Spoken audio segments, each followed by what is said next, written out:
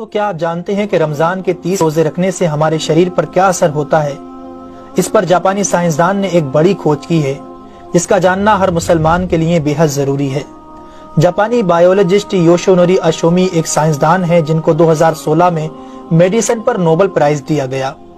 ان سے جب پوچھا گیا کہ آپ نے کون سی ایسی چیز بنائی ہے جس کی بنا پر آپ کو دنیا کا سب سے بڑا انعام نوبل پرائز دیا جا رہا ہے، تو انہوں نے کہا تھا کہ میں نے کینسر کی ممکنہ دوا کھوج لی ہے، اور اس بات پر دنیا نے بڑے پر انداز میں ان کی کاوش کو سراہا اور مبارکباد دی گئی۔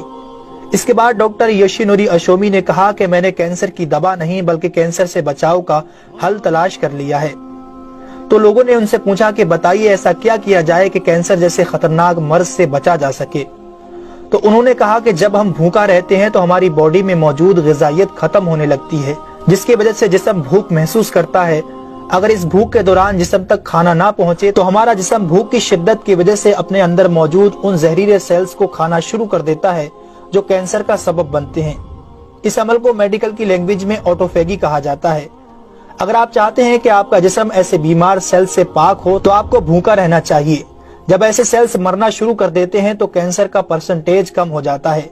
اس کے بعد جاپانی سائنسدان سے پوچھا گیا کہ انسان کو سال بھر میں کتنے دن بھوکا رہنا چاہیے کہ اس میں کینسر نہ پایا جائے؟ تو انہوں نے کہا کہ اگر 20 سے 25 دن کم سے کم اور 9 سے 10 گھنٹے بھوکا رہا جائے تو اس کی باڈی ایسے تمام زہریلے سیلز کو کھا جائے گی اور اس میں کینسر نہیں ہوگا۔ اے میرے پیارے رب کریم، آج ہمیں سمجھ آیا کہ مومن پر روزے کیوں فرض کیے گئے، اور آج مجھے اس احادیث پاک کی بھی سمجھ آ گئی جس میں آپ صلی اللہ علیہ وسلم نے فرمایا کہ ہر شے کی زکوٰۃ ہے اور جسم کی زکوٰۃ روزہ ہے۔ سبحان اللہ! میں قربان جاؤں ایسے سچے دین پر جس نے عبادت کے اندر بھی بیماریوں کا علاج رکھا ہے۔ دوستو، اسلام وہ دین فطرت ہے جو زندگی کے ہر شعبے میں راہ اعتدال کی تعلیم دیتا ہے۔ اس لیے آج نہ صرف مغرب میں زیادہ کھانے کو ناپسند کیا جاتا ہے بلکہ اسے انسانی صحت کے لیے بھی نقصان دہ سمجھا جاتا ہے۔ اللہ تعالیٰ نے اپنے پیارے محبوب حضرت محمد صلی اللہ علیہ وسلم پر وحی نازل فرمائی، کھاؤ پیو اور حد سے نہ بڑھو، بے شک وہ حد سے بڑھنے والوں کو پسند نہیں فرماتا۔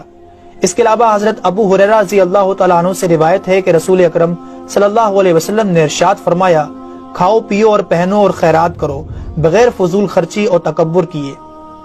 دوستو، انسان کو کھانے کی صرف تھوڑی سی مقدار کی ضرورت ہے جو انسانی جسم میں توانائی پیدا کر سکے، جتنی توانائی انسانی زندگی کے لیے ضروری ہے، اور جس سے اس کی صحت اچھی رہے اور وہ اپنی روزمرہ کی ذمہ داریاں پوری کر سکے۔ انسانی جسم کو جتنا کھانے کی ضرورت ہے اس سے زیادہ جسم میں داخل ہونے والا کھانا چربی بن جاتا ہے، جس کی وجہ سے انسان کا جسم بڑھ جاتا ہے، اس کی رفتار سست ہو جاتی ہے اور وہ بہت زیادہ تھکن محسوس کرنے لگتا ہے۔ اس کے علاوہ انسانی جسم بہت سے امراض کا شکار بھی ہو جاتا ہے۔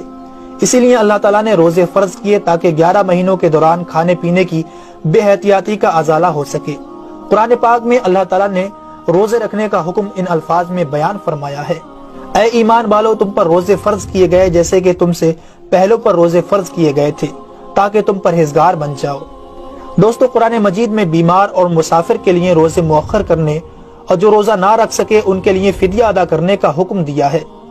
اس کے بعد روزہ رکھنے کی حکمت ان الفاظ میں بیان فرمائی، اور تمہارے لیے روزہ رکھنا ہی بہتر ہے اگر تم جانتے ہو۔ دراصل یہاں یہ بتایا گیا ہے کہ اگر تم موجودہ علم کو سمجھتے ہو تو تمہارے لیے بہتر یہی ہے کہ تم روزے رکھو، کیونکہ روزہ اپنے اندر بے شمار روحانی، نفسیاتی اور طبی فائدوں کو رکھتا ہے۔